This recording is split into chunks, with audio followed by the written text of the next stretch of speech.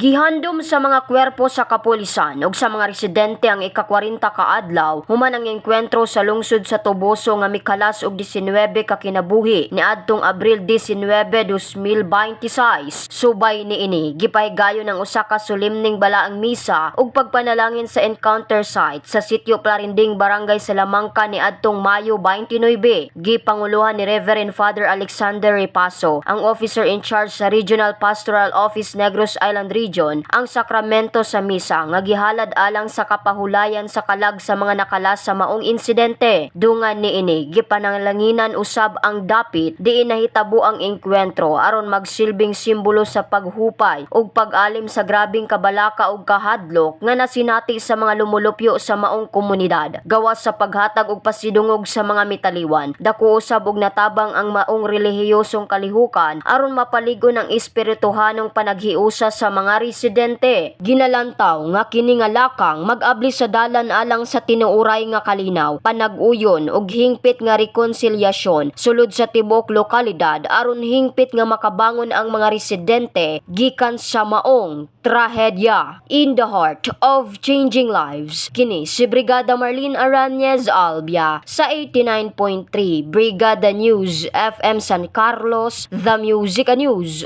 Authority.